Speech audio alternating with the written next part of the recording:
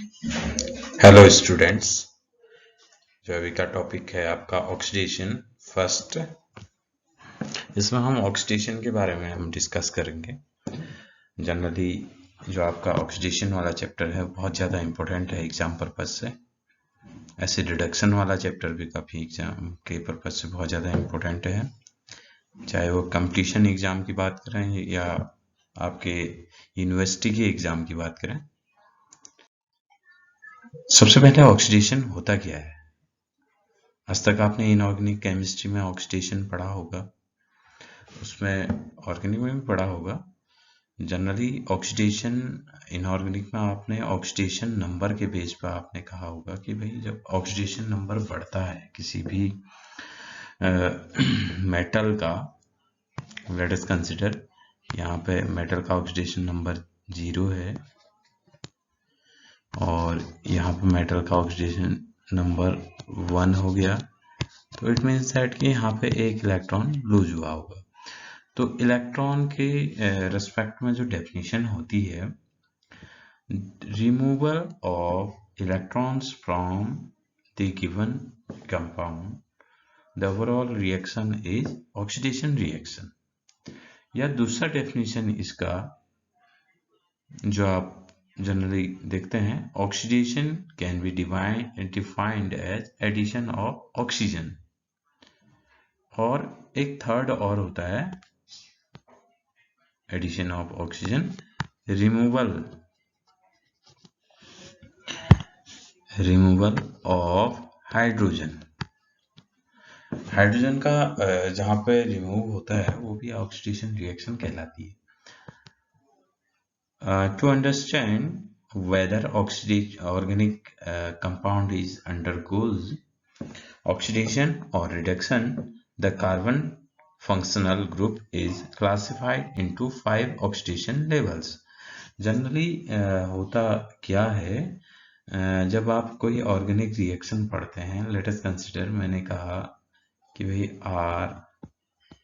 RCH3 है, इसको मैंने RCH2Cl में कन्वर्ट किया, देन इसको RCH2OH में कन्वर्ट किया, देन यह आपका RCHO में कन्वर्ट हुआ, देन ये RCOH में कन्वर्ट हुआ, देन RH प्लस CO2 बाहर रिलीज हुई। तो ये ओवरऑल रिएक्शन, ये कन्वर्जन कौन सी रिएक्शन है, ये आप ऑक्सीडेशन नंबर के बेसिस पे तो नहीं बता पाते ना ऑर्गेनिक में। तो इसके लिए आपको क्या पढ़ना जरूरी पड़ता है, ऑक्सीडेशन लेवल के बारे में पढ़ना जरूरी होता है। और ये ऑक्सीडेशन लेवल क्या है, सबसे पहले ये बात बता दूं मैं आपको, ऑर्गेनिक में ऑक्सीडेशन लेवल 4 टाइप की होती है, सॉरी 5 टाइप की होती है। First one level 0। ऐसे ऑर्गेनिक कंपाउंड के ऐसे कार्बन जिसमें कार्बन के सराउंडेड में कोई भी आपका इलेक्ट्रोनेगेटिव एटम नहीं जुड़ा हुआ है और कार्बन सिंगली बॉन्डेड है, मतलब सैचुरेटेड हो, तो उस केस में ये इसका ऑक्सीडेशन लेवल 0 है। यहाँ पर कोई भी आपका कार्बन के सराउंडेड में हाइड्रोजन जुड़े हैं, 4 हाइड्रोजन जुड़े हैं। अब बात करें दूसरे एग्जाम्पल की, तो यहाँ पर कार्बन के सराउंडेड में 4 CH3 जुड़े हुए हैं। एग्जाम्पल थर्ड की बात करें तो यहाँ पे 2 CH3 और 2 H जुड़े हुए हैं। तो ओवरऑल जो ये 3 एग्जाम्पल हैं, इनमें ऑक्सीडेशन लेवल इस कार्बन का क्या होगा, 0। ऐसे इस कार्बन का भी 0 और ये कार्बन का भी 0 ऑक्सीडेशन लेवल। नेक्स्ट देखिए लेवल 1, ऑक्सीडेशन लेवल 1 कब होता है और कौन से इसके एग्जाम्पल होंगे। Carbon bonded with electronegative atom, ये ध्यान से देखिएगा कि कार्बन किससे अटैच्ड होना चाहिए, इलेक्ट्रोनेगेटिव एटम से अटैच्ड होना चाहिए, या कार्बन कार्बन में double bond group, carbon carbon double bond भी आपका लेवल 1 में आता है, ऑक्सीडेशन लेवल 1 में। तो यहाँ पे देखिए इसके एग्जाम्पल, फर्स्ट वन मैंने एन ब्यूटाइल अल्कोहल लिया हुआ है। इस कार्बन से जो इस कार्बन से एक साइड से ऑक्सीजन जुड़ा है, एक साइड से कार्बन जुड़ा है, मीन्स एक साइड से आपका इलेक्ट्रोनिगेटिव ग्रुप जुड़ा हुआ है, जो जिसके कारण इस कार्बन का ऑक्सीडेशन लेवल हो जाएगा 1। और ऐसे ही ये भी हेटेरो एटम जुड़ा हुआ है तो इसका भी ऑक्सीडेशन लेवल हो जाएगा 1। इस कार्बन का ऑक्सीडेशन लेवल हो जाएगा 1, और इस कार्बन का ऑक्सीडेशन लेवल भी 1 होगा भाई। दो साइड से, ऐसा नहीं है अल्काइल ग्रुप जुड़ा हो, यहाँ पे एक साइड से अल्काइल, दूसरे साइड से भी अल्काइल, और तीसरा आपका इलेक्ट्रोनिगेटिव एटम जुड़ा हुआ है तो इसका भी ऑक्सीडेशन लेवल 1 हो गया। अब नेक्स्ट, इस कार्बन से आपका ब्रोमीन जुड़ा हुआ है, और देन यहाँ CH3 जुड़े हुए हैं, 3 CH3 जुड़े हुए हैं, तो ये भी ऑक्सीडेशन लेवल 1 में आता है। इसका भी ऑक्सीडेशन लेवल 1 होगा इस कार्बन का भी, क्योंकि इससे केवल एक इलेक्ट्रोनिगेटिव एटम जुड़ा हुआ है। इससे भी आपका केवल एक इलेक्ट्रोनिगेटिव एटम जुड़ा हुआ है इस कार्बन से, एक साइड से केवल जुड़ा हुआ है। तो ये ओवरऑल ऑक्सीडेशन लेवल 1 की बात थी। अब बात करते हैं ऑक्सीडेशन लेवल 2 की। देखिए बच्चों, ऑक्सीडेशन लेवल 2 कब होता है?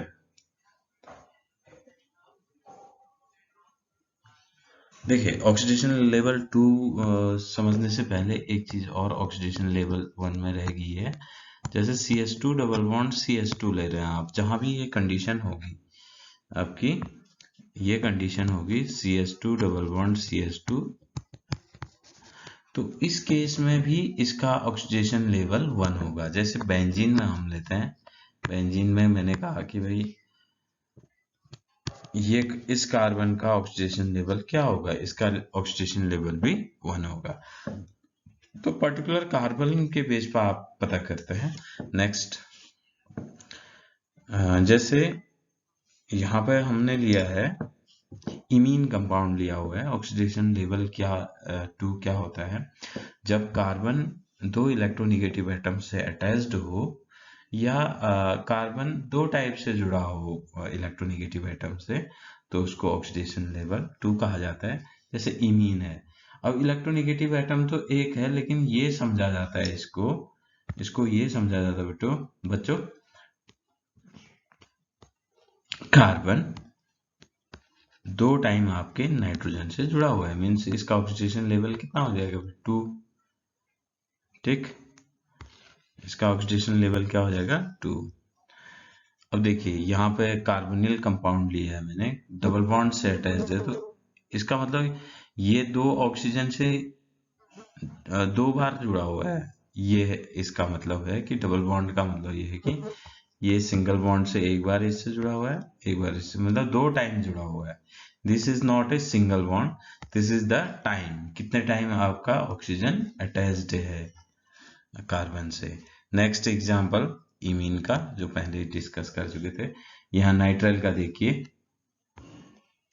और ये आप कार्बन है, यहाँ पर नाइट्रोजन नहीं है, तो एल्काइन इस टाइप से है ये। तो इसका ऑक्सीडेशन लेवल, यहाँ पर 2 पाई बॉन्ड हैं, एल्किन में हमने 1 पढ़ा था, तो उससे ऊपर का ऑक्सीडेशन लेवल एल्काइन का होगा, जिसका ऑक्सीडेशन लेवल क्या होगा? 2 होगा। नेक्स्ट, ऑक्सीडेशन लेवल 3 क्या होता है? Carbon bonded with 3 electronegative atom. जैसे यहाँ पे आपके 3 मिथॉक्साइड ग्रुप से अटैच्ड है कार्बन, तो इस कार्बन का ऑक्सीडेशन लेवल कितना हो जाएगा? 3।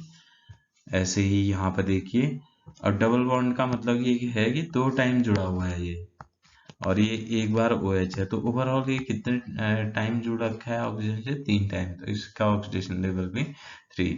अब यहाँ कार्बन नाइट्रोजन से 3 टाइम, 1 2 3, तो इसका ऑक्सीडेशन लेवल भी 3।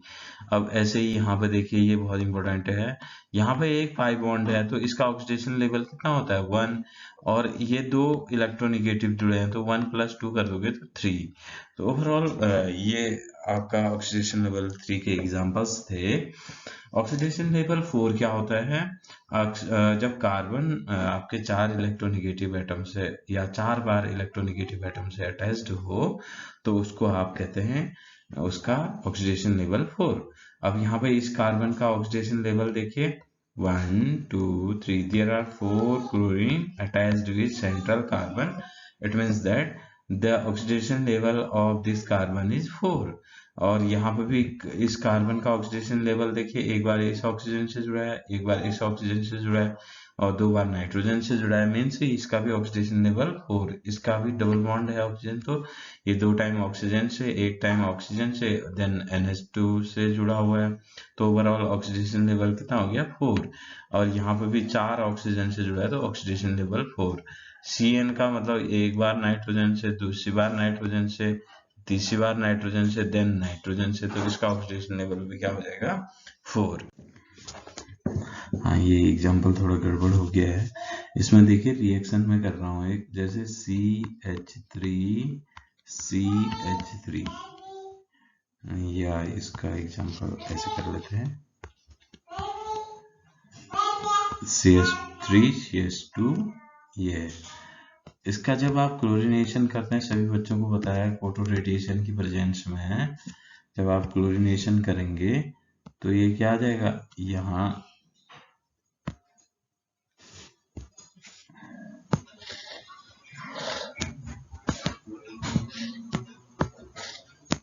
पे क्लोरीन आ जाएगा, ठीक है, मेजॉरिटी में आएगा होमोलैटिक फ्यूजन के थ्रू। तब जाके इसमें आपने इसका हाइड्रोलिसिस कराया H2 पॉजिटिव एसिटिक मीडियम में, तो ये आपका अल्कोहल में कन्वर्ट हुआ। देन इस अल्कोहल का ऑक्सीडेशन किया आपने, मान लो आपने जोन्स रिएजेंट यूज किया, CrO3 और H2SO4 लिया, तो ये आपका क्रोमिक एसिड जब ऑक्सीडाइज कर देगा तो ये आपका कीटोन में कन्वर्ट करेगा। तो इस रिएक्शन में हम कैसे पहचानेंगे कि ये ऑक्सीडेशन हो रहा है या रिडक्शन हो रहा है। ऑक्सीडेशन लेवल यहाँ पे कितना है 0, इसका ऑक्सीडेशन लेवल कितना है 1, इसका ऑक्सीडेशन लेवल कितना है 1, इसका ऑक्सीडेशन लेवल कितना है 2। तो ओवरऑल जब 0 से 1 में जा रहे हैं तो ये कौन सी रिएक्शन हो जाएगी, ऑक्सीडेशन। अब ये आपका सब्स्टिट्यूशन रिएक्शन है, सेकेंड ऑक्सीडेशन लेवल सिमिलर, कोई चेंज नहीं आया, और जो थर्ड रिएक्शन है उसमें ऑक्सीडेशन लेवल बढ़ गया, तो ये भी कौन सी रिएक्शन होगी, ऑक्सीडेशन रिएक्शन होगी। तो ऑक्सीडेशन और रिडक्शन रिएक्शन को पहचानने का तरीका ये होता है, ऑक्सीडेशन रिएक्शन में ऑक्सीडेशन लेवल बढ़ता है और रिडक्शन रिएक्शन में ऑक्सीडेशन लेवल डिक्रीज होता है। जैसे बहुत सारे बच्चे इसको सॉल्व नहीं कर पाते हैं, मान लो आपका ये चेंज हुआ CH3Cl में, देन ये चेंज हुआ CH3OH में, देन ये चेंज हुआ आपका फॉर्मल्डिहाइड में, देन ये चेंज हुआ आपका फॉर्मिक एसिड में, देन ये चेंज हुआ आपका CO2 में। तो बहुत सारे बच्चे इसको नहीं बता पाते हैं कि भाई जब आपका फॉर्मिक एसिड से कार्बोक्सिलिक कार्बन डाइऑक्साइड में कन्वर्ट होता है तो ये कौन सी रिएक्शन होगी। इसको तो हम पहले डिस्कस कर चुके हैं। यहाँ से ऑक्सीडेशन लेवल 2 से किस में कन्वर्ट हो रहा है, ये 3 में कन्वर्ट हो रहा है, और 3 से ये किस में कन्वर्ट हो रहा है, 4 में। तो ये रिएक्शन भी आपकी ऑक्सीडेशन रिएक्शन होती है। तो इसको जनरली ऐसे समझाएंगे आप एग्जामिनर को, और इसमें मैक्सिमम एग्जांपल्स आप देंगे तो बेस्ट रहेगा। नेक्स्ट अब हम पढ़ते हैं हाइड्रोकार्बन में। सबसे पहला हाइड्रोकार्बन हम एल्कीन पढ़ रहे हैं। ऐसे ही एल्केन का ऑक्सीडेशन नहीं हो, एल्केन का ऑक्सीडेशन करेंगे, लेकिन सबसे पहले जो इम्पोर्टेंट है एल्कीन का। देन एल्केन का हम बताएंगे कैसे उसका ऑक्सीडेशन होता है। तो सबसे पहली रिएक्शन है ऑक्सीडेशन ऑफ एल्कीन। तो एल्कीन का जब भी ऑक्सीडेशन होगा तो इसके ऑक्सीडेशन लेवल कितना होता है, इसका ऑक्सीडेशन लेवल होता है एल्कीन का क्या 1। तो ऑक्सीडेशन लेवल 1 से किस में कन्वर्ट होना चाहिए रिएक्शन में, 2 में या फिर 3 में कन्वर्ट होना चाहिए, तभी जाके वो रिएक्शन आपकी ऑक्सीडेशन कहलाएगी। तो इपॉक्सीडेशन ऑफ रिएक्शन, सबसे पहली बात तो इपॉक्सीडेशन में क्या होता है, CH2 डबल बॉन्ड CH2, ये CH2 कन्वर्ट हो जाएगा, डबल बॉन्ड कन्वर्ट हो जाएगा 3 membered oxygen containing heterocyclic compound में। तो इस रिएक्शन को इपॉक्सीडेशन रिएक्शन कहते हैं। ये रिएक्शन दो टाइप की होती है। पहला है इलेक्ट्रोफिलिक इपॉक्सीडाइजिंग एजेंट, और दूसरा होता है न्यूक्लियोफिलिक इपॉक्सीडाइजिंग एजेंट। जो रिएजेंट हैं वो रिएजेंट भी दो पार्ट में हमने क्लासिफाई किए हैं। एक तो इलेक्ट्रॉन डेफिशिएंट रिएजेंट होंगे जिसको आप इलेक्ट्रोफिलिक इपॉक्सीडाइजिंग एजेंट बोलेंगे।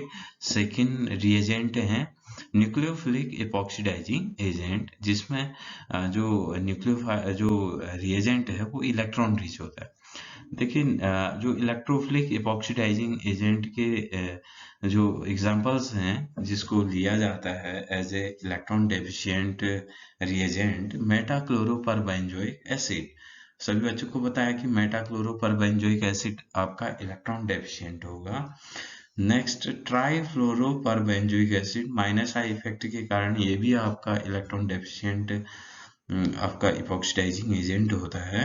H2O2 इन एसिडिक मीडियम के कारण ये भी आपका epoxidizing agent as a electron deficient reagent है। H2O2 as a acidic acid, यहाँ पे हमने थोड़ा सा वीक एसिड लिया है as compare to this H positive, so that this one also electron deficient epoxidizing agent. Next one is tertiary butyl peroxide. This one also electron deficient epoxidizing agent. And nucleophilic epoxidizing agent, electron rich epoxidizing agent is hydrogen peroxide in basic medium. Next slide. The important feature of electron deficient epoxidizing agent: metachloroperbenzoic acid, trifluoroperbenzoic acid, H2O2 in acidic medium, H2O2 in acetic acid medium, tertiary butyl peroxide.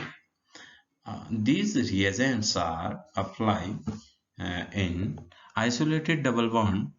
It can change double bond to three-membered oxygen containing heterocycles oxidanes. Epoxidation is completed in concerted step and proceeds through transition state. Steric hindrance is predominant in overall mechanism. The stereochemistry depends on the steric factor in overall. First one is meta-chloroperbenzoic acid. क्या होता है देखिए, meta-chloroperbenzoic acid का structure हम बना रहे हैं। यहाँ पे क्लोरीन लग जाएगा, C double bond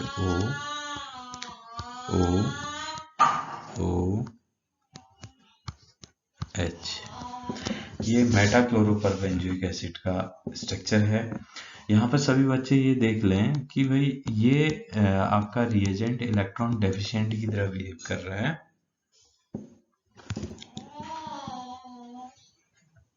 electron deficient की तरह बिहेव कर रहा है। देखिए कैसे कौन ऑक्सीजन इलेक्ट्रॉन डेफिशिएंट की तरह बिहेव करेगा। There are 3 oxygen in which this one is shifted toward this oxygen. It means that this carbon contains electron deficiency, and this deficiency is completed via this lone pair of electron, and the charge on this oxygen is positive. तो यहाँ पे ये oxygen तो electron deficient नहीं है। क्यों?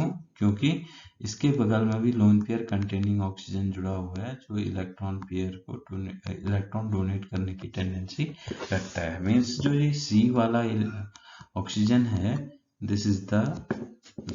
This oxygen behaves as a electrophile. और सभी बच्चों को पता है कि जो एल्कीन होते हैं वो एल्कीन आपके पाई बॉन्डेड होते हैं, और पाई बॉन्ड आपके प्लेन के ऊपर और नीचे ये मूव रिवॉल्व करते हैं। तो ये क्या करेगा, ये पाई बॉन्ड अटैक करेगा सबसे पहले ऑक्सीजन पे। ध्यान से देखिएगा, इसके मैकेनिज्म ध्यान से समझ लीजिए। मैं इसको अलग पेन से रिप्रेजेंट कर रहा हूँ. At first, this bond shifted toward this direction, either direction,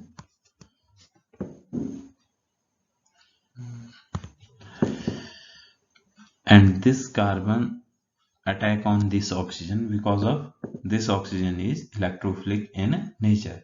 Then this bond shifted toward this oxygen. जब इसने इलेक्ट्रॉन दिया तो इस पे चार्ज आ गया नेगेटिव, जब इसकी ओर ब्रेक हुआ तो इस पे चार्ज आ गया क्या, neutral. Then oxygen contain one lone pair of electron attack on this carbon. Then the oxygen contain positive charge. This positive charge is neutralized via donation of electron from hydrogen, and this oxygen which is negatively charged, or this oxygen which is negatively charged attack on this hydrogen. And overall the conversion of this reaction into this type,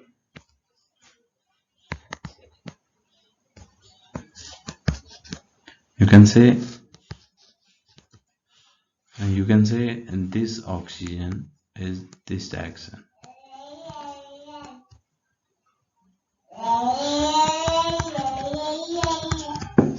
The overall reaction is completed in single step.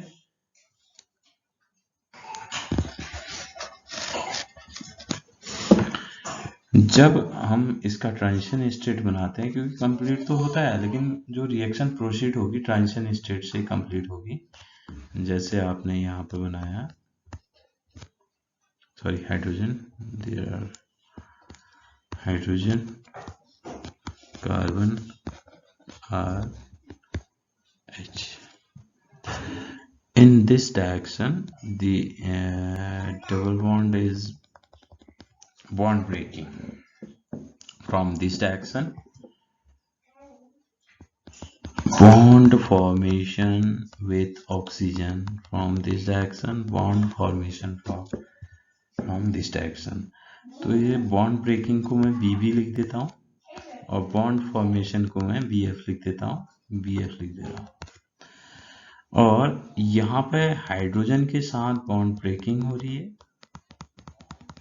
Bond breaking हो रही है, और इस oxygen के साथ क्या हो रहा है, बॉन्ड ब्रेकिंग हो रहा है.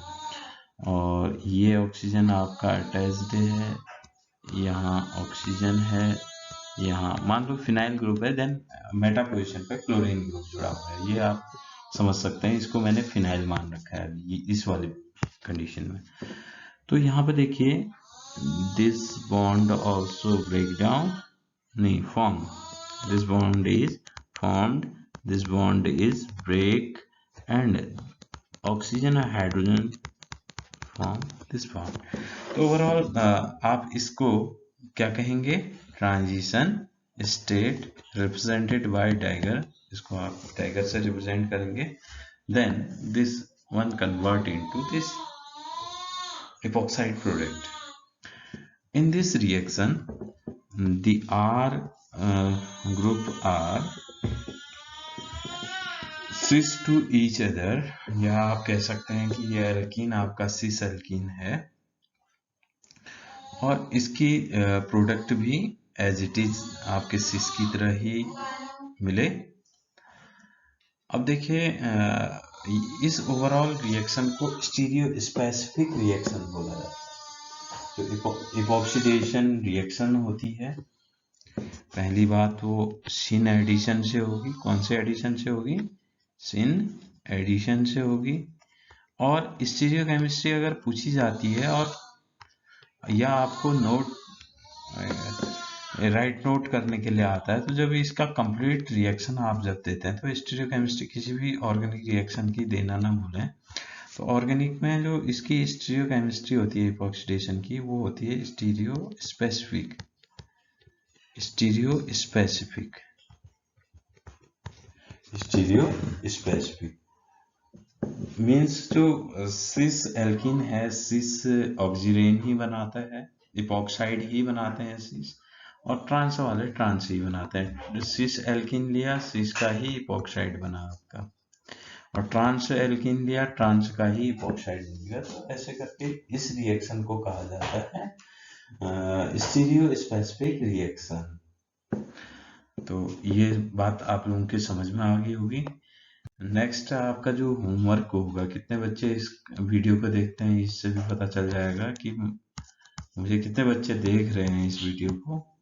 मेटाक्लोरोपरबेंजोइक एसिड के साथ जो मैकेनिज्म होगी उसकी मैकेनिज्म आप कंप्लीट करेंगे। पहली बात ये समझ लेना है। और मेटाक्लोरोपरबेंजोइक एसिड आपका इलेक्ट्रॉन रिच सेंटर पर ही अटैक करता है। एक रिएक्शन ये भी आप कंप्लीट करके मुझे जैसे ही आप वीडियो देख लेंगे उसके बाद शेयर करेंगे। मुझे कहने की जरूरत नहीं पड़नी चाहिए ग्रुप में कि भाई इसको आप शेयर करो। आप इसको जैसे ही वीडियो देख लेते हैं इसको आप शेयर करेंगे। यहाँ पर 2 टाइप के एल्कीन हैं, ये समझ सकते हैं आप। और यहाँ पे इलेक्ट्रॉन डोनर ग्रुप लगे हुए हैं, ज्यादा इलेक्ट्रॉन डोनर ग्रुप, यहाँ पे 2 ही इलेक्ट्रॉन डोनर ग्रुप लगे। तो meta-chloroperbenzoic acid electron rich alkene के साथ रिएक्ट करता है, क्योंकि ये ऑलरेडी कैसा रिएजेंट है, इलेक्ट्रॉन डेफिशिएंट रिएजेंट है। ठीक है, ठीक है, ओके। इसके बाद का जो टॉपिक होगा इसको हम थोड़ा सा और एक्सप्लेन करेंगे। अभी हमने Sharpless epoxidation, metal catalysed based epoxidation हमने थोड़ा देखना है इसमें, और कुछ कॉन्जुगेटेड एल्कीन के बारे में हम डिस्कस करेंगे, और अल्फा बीटा अनसैचुरेटेड जो एल्कीन है उनके कैसे इपॉक्सीडेशन होते हैं, क्या उसके लिमिटेशंस होती हैं, उसको हम नेक्स्ट लेक्चर में डिस्कस करेंगे। Okay, have a nice day.